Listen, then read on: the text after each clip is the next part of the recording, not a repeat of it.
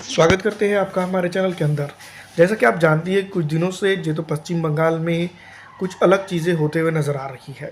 तो सबसे पहले मैं दोस्तों को बता दूं कि एक वक्त था जब इंडिया गठबंधन मजबूती के साथ पूरे हिंदुस्तान के अंदर छा चुका था। सुर्खियों की बात करें तो इंडिया गठबंधन, और हर जगह पर जो तो इंडिया गठबंधन के बारे में ही चर्चा हो रही थी। दोस्तों मैं आपको बता दूं कि राम मंदिर की प्राण प्रतिष्ठा के कार्यक्रम के दौरान भी जो सबसे ज़्यादा चर्चा में रहा वो था इंडिया गठबंधन। जिस तरह से मैं आपको बता दूं कि इंडिया गठबंधन का अगर पायतक देखा जाए था तो वेस्ट बंगाल ही समझा जा रहा था, जहां से ममता बनर्जी सीधी तौर पर मैं आपको बता दूं कि भारतीय जनता पार्टी को ललकारते हुए नजर आ रही थी। मैं आपको बता दूं कि एक वक्त में दोस्तों सबसे ज़्यादा जो तो कार्यकर्ता जमा हुए थे जो कांग्रेस और ममता बनर्जी की पार्टी के नेतृत्व में वेस्ट बंगाल के अंदर एक बड़ा खेल करते हुए नजर आ रहे थे।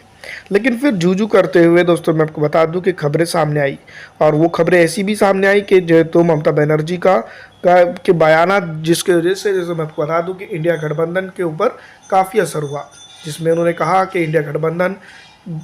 वेस्ट बंगाल के बाहर है, लेकिन बंगाल के अंदर सिर्फ और सिर्फ ममता बनर्जी जो है तो तमाम तर जो है तो सीटों पर चुनाव लड़ेगी। फिर उसके बाद दोस्तों मैं आपको बता दूं कि दौर आता है नीतीश कुमार का। नीतीश कुमार की तरफ से दोस्तों मैं आपको बता दूं कि इंडिया गठबंधन को पुरजोर तरीके से जो है तो हिलाकर अलविदा कहना, और जैसे ही नीतीश कुमार ने अलविदा कहा उसके बाद दोस्तों मैं आपको बता दूं कि ममता बनर्जी महाराष्ट्र और साथ ही साथ दोस्तों मैं आपको बता दूं कि दिल्ली से भी अलग अलग तरह के नारेबाजी शुरू हो चुकी थी। पंजाब में आम आदमी पार्टी और दिल्ली में आम आदमी पार्टी अपने अपने तर्ज पे लोकसभा चुनाव लड़ने की बात कहते हुए नजर आ रही थी। लेकिन फिलहाल दोस्तों मैं आपको बता दूं कि ऐसा तो प्रतीत हो रहा है कि सीधी तौर पर अब इंडिया गठबंधन में सब कुछ सही होता हुआ नजर आ रहा है। दोस्तों एक वक्त में इंडिया गठबंधन की बड़ी पार्टी के तौर पर ममता बनर्जी जो तो कांग्रेस के गठबंधन में शामिल हुई थी, और सीधी तौर पर दोस्तों उन्होंने कहा था कि कांग्रेस का जो साझा उम्मीदवार होना चाहिए प्रधानमंत्री का, वो जो है तो मल्लिकार्जुन खड़गे। उसके बाद दोस्तों मैं आपको बता दूं कि सियासत काफ़ी तेज़ हुई, और इन तेज़ सियासत के बीच में भारतीय राष्ट्रीय कांग्रेस पार्टी को कहीं ना कहीं झटके भी लगते गए।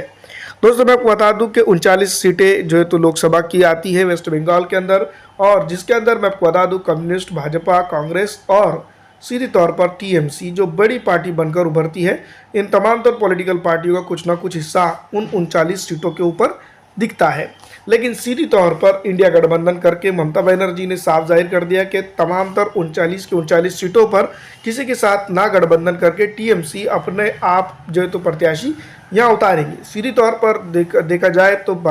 उन्होंने ये कह दिया था कि भारतीय जनता पार्टी के सामने अकेले वो मुकाबला करने में सक्षम है। तो दोस्तों ये मैसेज जैसे ही जाता है उसके बाद जो तो इंडिया गठबंधन के अंदर हड़कंप मच जाता है। कई जो है तो राष्ट्रीय कांग्रेस पार्टी के प्रवक्ताओं ने आकर इसके ऊपर जो तो बयानबाजी की, और उन्होंने कहा कि नहीं, ऐसी बात नहीं है, ममता बनर्जी के साथ सीटों की बातें अब भी चल रही है। ममता बनर्जी जो कह रही है वो सही और दुरुस्त नहीं है, लेकिन ममता बनर्जी के बयानात जो है तो माजी के मौजूद है, आप देख सकते हैं। दोस्तों दूसरी तरफ मैं आपको बता दूं कि सीधी तौर पर भारतीय राष्ट्रीय कांग्रेस पार्टी एक कमज़ोर कड़ी के तौर पर वेस्ट बंगाल के अंदर देखी जा रही थी। तो उसी तरह से मैं आपको बता दूं कि कम्युनिस्टों के अलावा कांग्रेस को 2 सीटों पर संतुष्टि का ऑफर दिया गया। भारतीय जनता पार्टी के सामने सिर्फ 2 सीटों के ऊपर टीएमसी मैदान में रहेगी। इससे पहले मैं आपको बता दूं कि रनिंग 2 सीटें ही जो है तो कांग्रेस की वहां पर नजर आती है। अब बात करेंगे दोस्तों मैं आपको बता दूं कि जैसा कि नीतीश कुमार के चले जाने के बाद एक बड़ी खला बिहार के अंदर भी हो गई थी, और उत्तर प्रदेश के अंदर कुछ एरिया के अंदर नीतीश कुमार के जरिए जो है तो इंडिया गठबंधन अपने वोट साझा करने की कोशिश कर रहा था, अब वो नाकाम होते हुए नजर आ रही थी। दूसरी तरफ मैं आपको बता दूं कि पूरी तरह से ईडी हमारे देश के अंदर सक्रिय नजर आ रही थी, और विपक्षी गठबंधन जो है तो मजबूत होता हुआ नजर नहीं आ रहा था। लेकिन फिलहाल ऐसा कुछ चला कि अब दोस्तों मैं आपको बता दूं कि वेस्ट बंगाल के अंदर बताया जा रहा है कि 6 से ज़्यादा सीटें या फिर कुछ 6 सीटों तक के जो तो कांग्रेस को सीटें दी जाएंगी, और वेस्ट बंगाल के अंदर जो है तो कांग्रेस अपने प्रत्याशी उतारेगी। दूसरी तरफ मैं आपको बता दूं कि ये इंडिया गठबंधन के तहत ही होगा। दूसरी तरफ मैं आपको बता दूं जो एक बड़ी रीजन जिसको हम कह सकते हैं 20 लोकसभा सीट जिसमें से स्टेटों में से आते हैं, एक दिल्ली और पंजाब और दिल्ली की बात करें तो मैं आपको बता दूं कि ममता बनर्जी के तेज सुरों के बाद पंजाब में भी कुछ इसी तरह के जो तो सुरताल देखने को मिले। 13 सीटों पर पंजाब की आम आदमी पार्टी सीधी तौर पर ताल ठोकते हुए नजर आ रही थी। दूसरी तरफ मैं आपको बता दूं कि अरविंद केजरीवाल भी 7 सीटों पर जो है तो आगे बढ़ने की बात कह रहे थे, लेकिन इन तमाम तर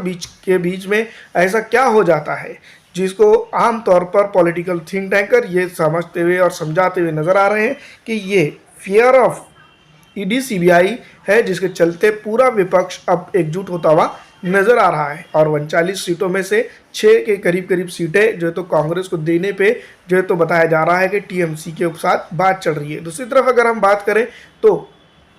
दिल्ली के अंदर जो तो आम आदमी पार्टी संतुष्ट तरीके से जो तो मैं आपको बता दूं कि कांग्रेस के साथ जाते हुए नजर आ रही है। दूसरी तरफ पंजाब के अंदर भी कुछ हालात इसी तरह से नजर आ रहे हैं। तो तमाम तर चीज़ों को अगर देखा जाए तो आखिर में जब लोकसभा चुनाव की तारीखों का ऐलान अभी कुछ ही दिन बाकी रह गया है, उसमें दोस्तों सब सही होता हुआ नजर आ रहा है और इंडिया गठबंधन लगातार अपनी मजबूती पर जाता हुआ नजर आ रहा है। इसी तरह के अगर हालात रहते हैं और इंडिया गठबंधन यानी कि विपक्ष अगर मजबूत रहता है तो भारतीय जनता पार्टी को सत्ता से बेदखल किया जा सकता है, क्योंकि आप जानती हैं कि उत्तर प्रदेश की कई एक सीटों के ऊपर समाजवादी पार्टी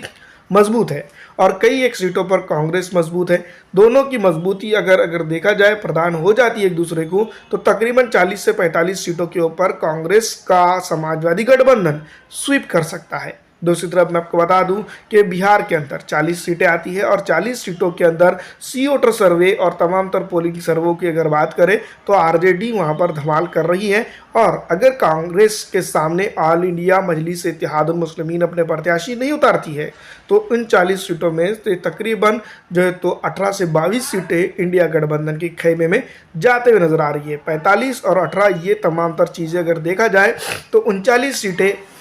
जो है तो वेस्ट बंगाल से श्योर एंड शॉर्ट निकलते हुए नजर आ रही है। तो यही दोस्तों मैं आपको बता दूं कि 100 के आंकड़े के पार जो है तो मैं आपको बता दूं कि कांग्रेस पार्टी का इंडिया गठबंधन निकलता हुआ नजर आ रहा है। दूसरी तरफ अगर हम बात करें तो साउथ इंडिया की, तो साउथ इंडिया के अंदर जितनी मजबूती राष्ट्रीय कांग्रेस पार्टी की है उतनी मजबूती आप जानती ही होंगे भारतीय जनता पार्टी की नहीं है। लेकिन अगर आंध्रा की बात करें जो 25 सीटों के साथ जो है तो मैदान में है, वहाँ पर मैं आपको बता दूं वाईएसआर कांग्रेस पार्टी के कमज़ोर होते हुए तेवर और दूसरी तरफ मैं आपको बता दूं टीडीपी पवन कल्याण की पार्टी के साथ साथ मैं आपको बता दूं कि भारतीय जनता पार्टी के गठबंधन की चर्चा, ये तमाम तर चीज़ें उन 25 सीटों पर पानी फेर सकता है। आंध्रा की बात करें तो ये चीज़ें हैं। तेलंगाना की बात करें तो मैं आपको बता दूं कि बीआरएस किसी के साथ नहीं है, लेकिन अगर वक्त चलता है भारतीय जनता पार्टी को रोकने के लिए वो मौजूदा दौर में गठबंधन में ना हो लेकिन आगे गठबंधन में साथ आ सकते हैं। उसके बाद आती है कर्नाटक की, तमिलनाडु की बारी। केरल के अंदर तो भारतीय जनता पार्टी के बारे में आप जानती है, तमिल और कर्नाटक के अंदर अगर देखा जाए तो भारतीय जनता पार्टी कुछ अच्छा करते हैं।